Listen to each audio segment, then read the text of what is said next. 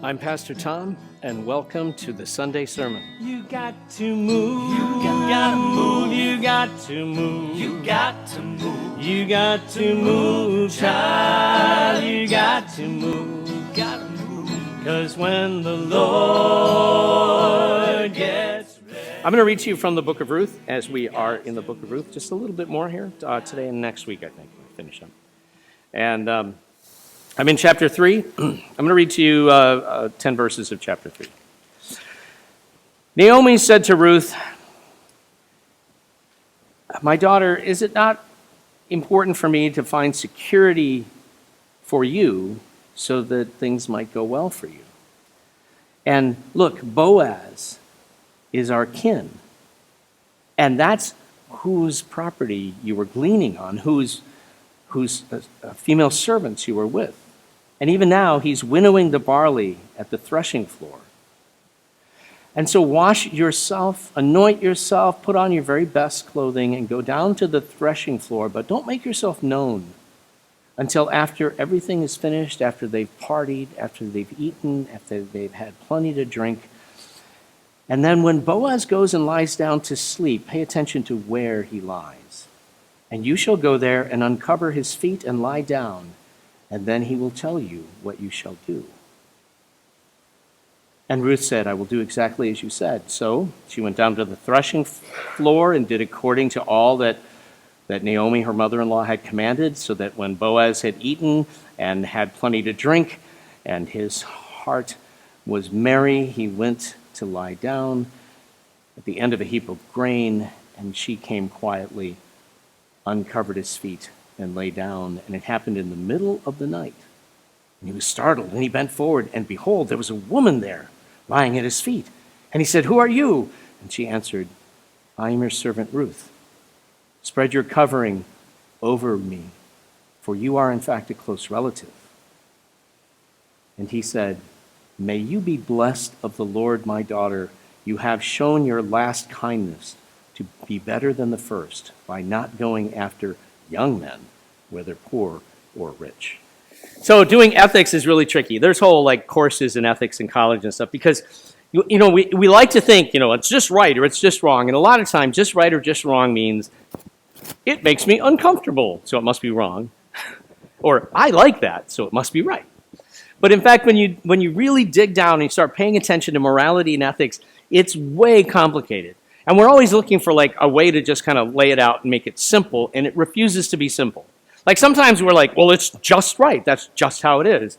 And maybe sometimes that's true, but then there are other times when we find ourselves stuck in a place where we're forced to choose between the lesser of two evils, which means no matter what we do, it's still bad. We're just trying to figure out which one is less bad. Conversely, there are times when we find ourselves having to choose between two goods, but they're mutually exclusive. So we can't have them both. We got to choose which one is the better of the two goods. And then there are all kinds of things that in one setting would be wrong, and in a different setting is right. And so it's really hard to do the ethics. It's really hard to work through that morality. It's important to understand that as we come into this story, because what's happened is that Ruth and Naomi, these widowed women, and they have no money and no financial resources, so there needs to be food. And there's a field nearby, and it just so happens that the owner of the field, the landowner, who's a rich guy, his name is Boaz, and he's a relative of Elimelech, Naomi's dead husband. So he's probably a cousin or something.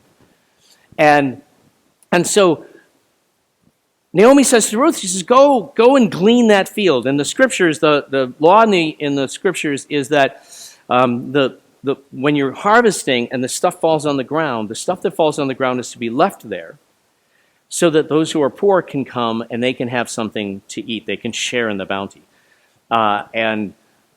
And so Ruth is doing this. She goes and she's gleaning. But remember, she's not She's not an Israeli. She's not Hebrew. She's not an Israelite. She's a Moabite. She's from Moab. So she looks a little different, probably dresses differently.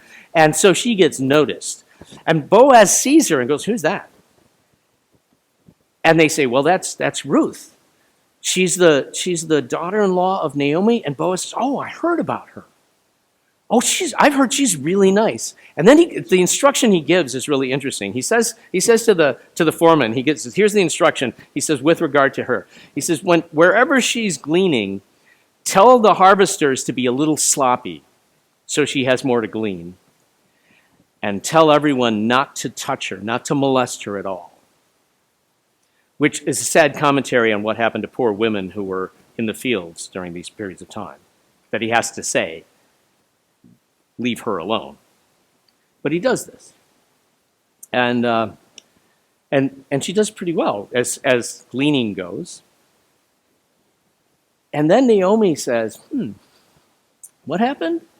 It's like, it went fine. What about Boaz, the owner? I think I saw him looking at me. And Naomi goes, aha. Okay, here's what you're going to do. Dress really nice. I mean, you're pretty, but put on some lipstick. Comb your hair. Wait until the party's over. And they're kind of drunk. And you know how they all kind of go off into the different parts of the barn and they see where he goes. And then you sneak in there and uncover his feet. Okay, now, that sounds weird because you get this mental image of she sneaks in, he's snoring away, he's got his blanket pulled over, maybe he's pulled off his robe. She kind of uncovers his feet and then kind of curls up, like a pet at his feet? Until he happens to wake up in the middle of the night when he's sobered up a little bit? That is not what it means. It's an expression. It's a polite way of saying something. And the only way for me to convey that effectively is to say, Naomi says to Ruth, go uncover his feet, if you know what I mean. What? And so we hear that. We hear that today and we go, what? Is this a gold digger? Is that what's happening? What? It is impossible to understand this text in our context. It's impossible to understand what Naomi is asking her daughter-in-law to do and what her daughter-in-law in fact does in our context. But let's travel back in time. I'm going to read to you from the book of Deuteronomy. I printed this out so I could get it exactly right.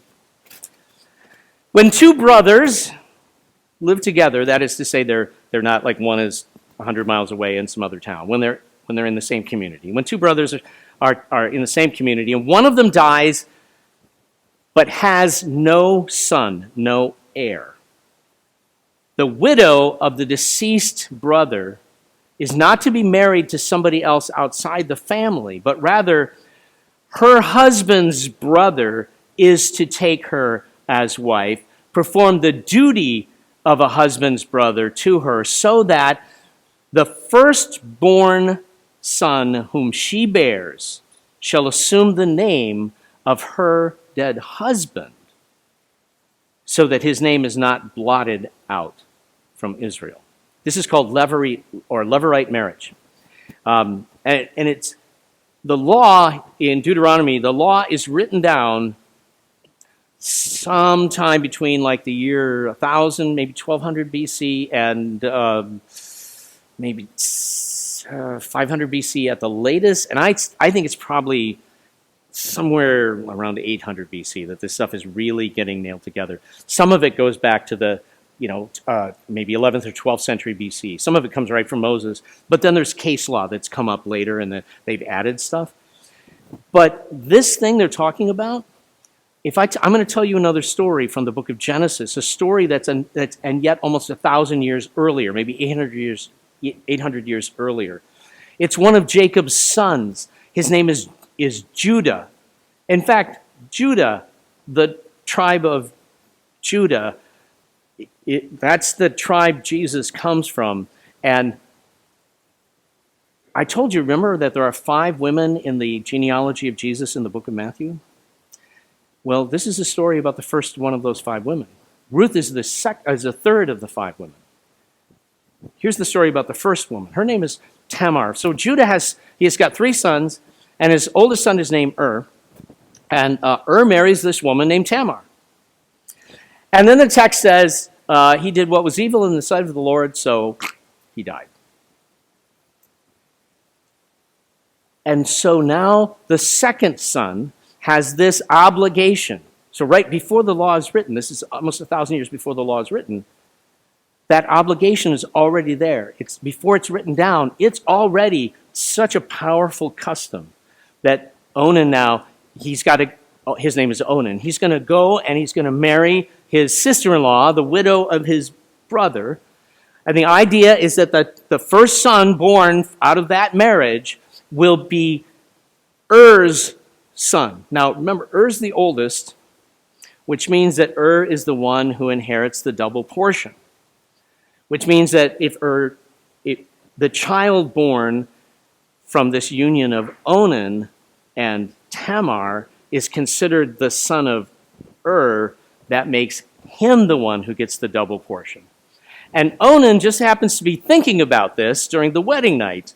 And he says, why should I sire a child so that he can profit and get the stuff my brother got when I could get that? So he practices a method of birth control. It's called the withdrawal method.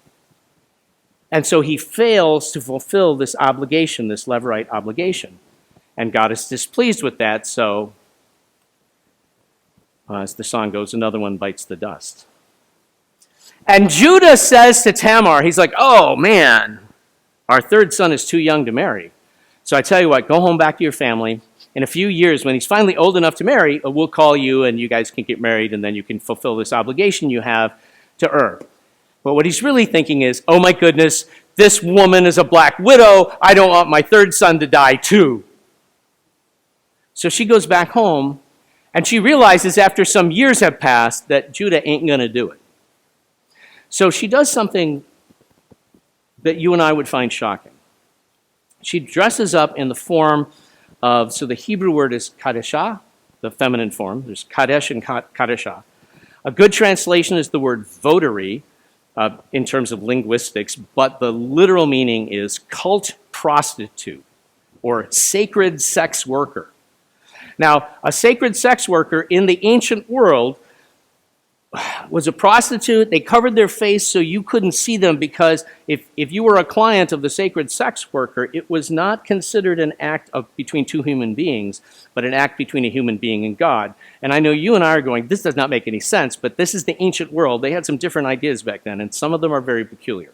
And so she dresses up that way, puts herself in the pathway of Judah, and he goes, oh, yes, I will be happy to avail myself of this opportunity. She must have known her father-in-law pretty well to know that he was just going to go for it. And she's dressed as the sacred sex worker, the votary, the kadeshah. And after things are done, he's about to leave, and she's like, you got to make the offering. Oh, I don't have any money on me. I tell you what, I'm going to go, I'll send one of my guys back with the payment. And she goes, that's fine, but you're going to leave your driver's license with me. It's called a cord and seal, right? But it's basically your identification. So he's like, oh, sure, no problem. He leaves it. He goes back. He says to one of his guys, okay, go pay her, get my driver's license back. So what's interesting in the story is that when Judah says this, he says, go pay the hooker. So kadeshah, or votary, or sacred sex worker, is actually, in those cultures, that's almost a venerated place. That's not looked down on. Whereas hooker is. And it says something about Judah, that even though he's been engaged with what clearly is a votary, he himself thinks of her as just a fallen woman. He's got no good attitude towards her. But his servant, on the other hand, when he goes back looking for her, he himself asks, where is the kadeshah? And the people of the town say, we don't got one of those here. So he comes back and he's like, I couldn't find her. They said there is no kadeshah in that town. And Judah's response is basically, well, I didn't have to pay, but I guess I'm going to have to go to the DMV and get a new driver's license. Some months pass, and word reaches Judah that his daughter-in-law Tamar is pregnant. And he gets his people together, and they go and surround the house that she's in. Send her out, that whore. She's played the harlot, and we're going to burn her to death because she's done these things. And so as they come together, she says, here, just show this, right? This driver's license. This is the father of this unborn child. And they take this thing, and they're like, whoops. And Judah's answer is super interesting. He says, she is more righteous than I. In other words, in his family, they failed to fulfill the Levirate obligation to preserve the line of And she was willing to do whatever it took to honor that obligation to her deceased husband. And so she's the one who's proclaimed righteous, and not all the men, her. And it's only after Judah's confronted with his own driver's license that he's willing to give up his harsh judgment, his judgment against her. Ruth is in exactly the same situation. She has the obligation to bear a child who can be the descendant of her deceased husband. And it has to be somebody who's a close relative, and there are no brothers, so you have to go as close as you can. And there's this close relative, Boaz. And I think Naomi knows that Boaz is a decent human being. And so the plan is she's going to go get pregnant, and that son, we hope son, is going to be now the descendant, and that will fulfill the obligation. As from Naomi's point of view, that will be the grandchild. And so the text itself is that when the people of Israel hear that, when they hear the story, and she went and uncovered the feet, they do not do what we do. What? They go, I get it. Because all the clues have been laid out for them. They know what's going on. And they understand that what Ruth is doing is this behavior that otherwise would have been wrong, but this shocking, daring behavior is in order to fulfill this important covenantal obligation she has to her first husband, and she's going to do this. And what's interesting about the text is the text only gives us it doesn't tell us what actually happened that night, only what the plan was. Because when Boaz wakes up and is startled to find a woman in his bed, like, what's going on here? As soon as he knows who she is, his behavior is very virtuous. So it's left uncertain how that night went, but one thing that is certain is Boaz has recognized that this woman has behaved with utter righteousness. Now here you've got these women who are doing these things that someone in certain circumstances say, oh, that's wrong, you shouldn't do that, and yet it is absolutely the right thing that must be done in their culture in order to fulfill their covenant obligations. They have to do this, and they're gonna do anything it takes to make it happen. Even when the other people, when the men around them who are supposed to step up and take care of this, don't. And you have two men in these stories. You have Judah on the one hand, you have Boaz on the other. And Judah judges her as one who has played the harlot and wants to see her killed. He judges her behavior harshly from the outside. And it's not until he's been called on the carpet that he's able to judge the behavior based on what's really going on. Boaz, on the other hand, does not make that assumption at any point. He sees her with kindness and recognizes that he's in no place to judge her opinions and her actions. And in fact, makes the point of saying, you have shown yourself to be especially virtuous because you could have gone gold digging, but you didn't. You're looking to fulfill this obligation. That's what he's saying to her. He judges her rightly. And that's it. When we look at other people, how do we know how to judge them? Because we don't know the story. We don't know their backstory. We don't know what's going on the other side of the behavior. We don't know if they're acting in desperation or fear or necessity, or because something in that circumstance means that it's exactly the right thing for them to do. It's just easy for us to point a finger and go, you're wrong. And so the invitation for us in these texts, in this story, in the biblical text is, we should be a little more like Boaz and a little less like Judah.